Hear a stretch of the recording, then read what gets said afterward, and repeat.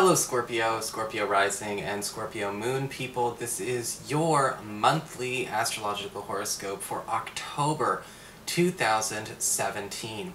And a quick reminder for all of you out there, remember, these astrological horoscopes are meant to talk about the big background energies that are going on in a given month, and never will I put something in these that only lasts for one day. So it's important to keep that in mind, because if you are looking for more short-term aspects, flavor of the week kind of stuff, check out your weekly horoscopes. Those are exclusively astrology for the first half of them, so there's something in it for everybody. And of course, if you ever want to get a session with me, you can always follow the links below or go to integrativemysticism.com.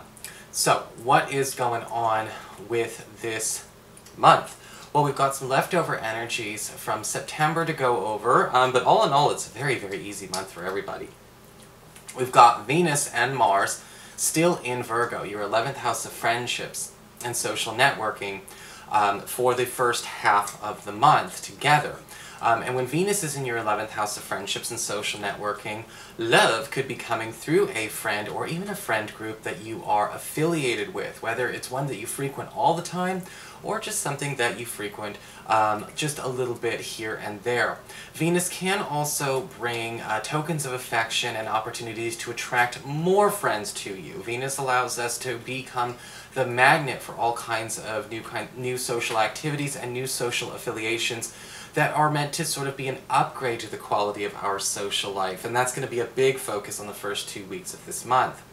Mars in your 11th house is talking about getting you closer and more tight with the people in your space. Mars is talking about strengthening alliances and bringing the opportunity to tear down some walls in your social relationships, again, with the friends that you have, the company that you keep. You know, when we think about Mars in the 11th house, we think about the friends, the ones who were there, you know, before the boyfriend, girlfriend, husband, wife, the ones who will be there, you know, in spite of what's going on, or, you know, the ones who were there to support us when we weren't doing, you know, where we're having a hard time with family or school or whatever. You know, it's about getting the true blue bonds stronger and, you know, and working better than ever. And a lot of that, you know, that wall taking down is going on for the first 3 weeks of this month with Mars while it cruises through Virgo. We've also got Mercury in your 12th house, your past, your privacy zone, your hidden zone, and it's going to be in Libra all the way up until about the 17th. And so you're going to be privy to a lot of private information this month. People are going to be sharing secrets with you. People are going to be actually letting you see what's going on behind closed doors in their lives. And it's very, very important to pay attention to when these secrets are meant to be for you, not to be shouted from the rooftops. However, this vulnerability itself can actually prove to be very, very good for, you know, your relationships in general, because vulnerability is a sign of strength and trust. And you may also be finding it time to become more vulnerable and to share some of the stuff that you keep under wraps with those people as well. On the 5th of the month, we've got a full moon in Aries, in your 6th house, of work, reputation, and your physical health, as well as your schedule. And between the 5th and the 19th of the month, we could be actually finding a way to end a troublesome health problem or get something under control to bring a culmination or a punctuation to an issue we've been dealing with for a while. Whether that's a new kind of treatment or the end of a need for a certain type of treatment or medication, or possibly a switch to something better. This could also bring the end of a schedule that's been very troublesome for you. Sometimes we get a full moon in, you know, in the work areas, houses 2, 6, and 10. We actually do switch schedules in a way that actually is much more agreeable with what we're doing right now. Whether we're switching that schedule within our current employer's, I guess you could say, influence, or with, you know, with our same employer, or we're moving on to a better job, that is also likely during this time. On the 10th of the month, we've got a big shift going on. It's going to be with us for an entire year and some change. Jupiter, planet of luck, wealth, riches, and expansion, is moving into your sign, where he will stay all the way up until the end of October 2018. And with Jupiter in your sign, it is the wildcard blessings of Jupiter, the power of expansion, of increasing your, your wealth, to bring more financial security into your life, but also to bring in more joy, more recreation, more expansion of the mind. A lot of people forget that Jupiter is also about, it's the ruler of the natural ninth house. So it talks about culture, it talks about education, it's seen as the wizard and the wise one, as well as the fun party guy. And what happens with Jupiter in your sign is all of these things start to turn on and become major priorities, and where all the biggest offers and new opportunities are coming from. We could be seeing several raises for you over the course of the next year, but usually that's more of a Jupiter in the second house kind of thing. It's a little textbook astrology just to assume that it's there for you because it's in your sign. It's not out of the question though, but a lot of this is about expanding and getting more, from actually, widening your territory, so to speak. There could be a lot of strokes of good luck during this time. It wouldn't really hurt to, maybe pop a quarter in a slot machine.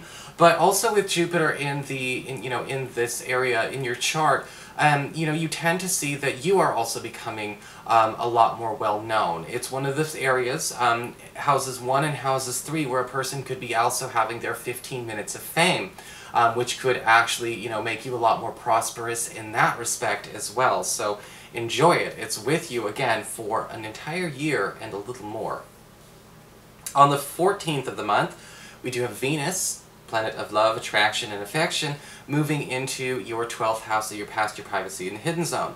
And this could be an opportunity to get closer to a crush or to a partner behind closed doors. You may be finding out about a secret admirer and even be granted the opportunity to explore that if you would like. This is also a time for you and a partner, if you're in a relationship, to go back in time, so to speak, and actually, maybe finish up, wrap up, or live out a fantasy, a goal, or a dream that we just couldn't before, or we would just simply like to take for another go. And Venus will be here for, the duration of October and even into some of November. On the 17th of the month, we've got Mercury moving into your sign, and it's all about speeding up developments in your life everywhere. Remember, whenever Mercury goes, things start to move faster. So when it goes into our sign, it's our opportunity to utilize it, to push it forth, in the direction we want. What has been taking too long in your life? What has been taking too long to develop, finish, culminate, or even get started?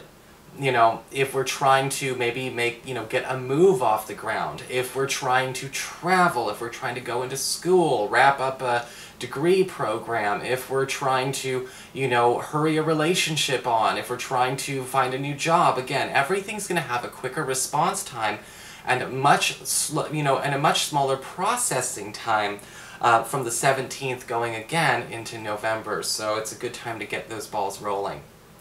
On the 19th, we've got a very special aspect. We've got a new moon, where the moon and the sun conjunct in your 12th house, again, of your past, your privacy, and your hidden zone. And this could bring a new creative pastime, or possibly even a new spiritual practice or new spiritual language to you between the 19th and again the first week of November. This could be something that changes or perhaps even challenges a belief, perhaps even a religion or a spiritual practice that you've been used to doing, but you may find that it's time to adopt this new thing or start training into this new artistic practice, this new creative practice, because it's a much more resonant and appealing message and energy for who you are right now.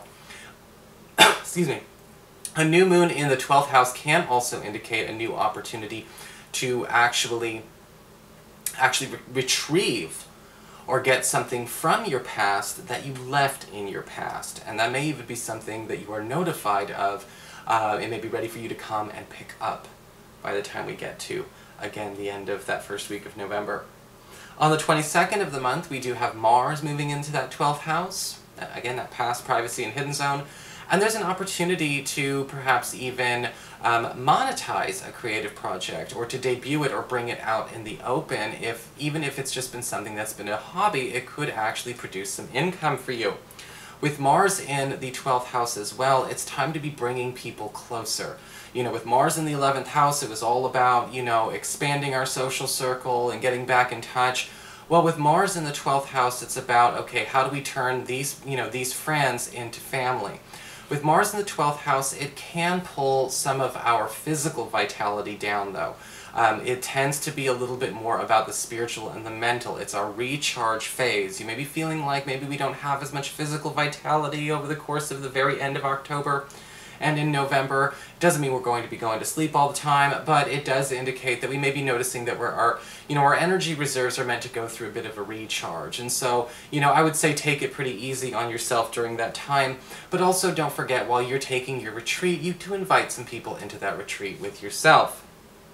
Finally, on the 23rd, we've got the Sun going into your sign, and we do actually have the Sun bringing a focus and some attention to you in areas where you have been obscured, where maybe, again, you've been trying to get certain bits of attention, trying to draw focus or get people's attention or energy to focus on what you'd like them to.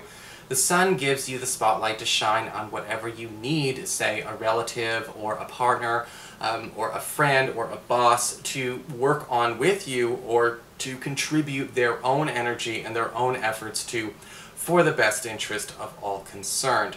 And that's going to be something that stays with you until the end of the 3rd week of November. So, you know, in a lot of ways, Scorpio, this month is all about radical improvements for you, and it will show. All right? So that is your horoscope. I hope you enjoyed it.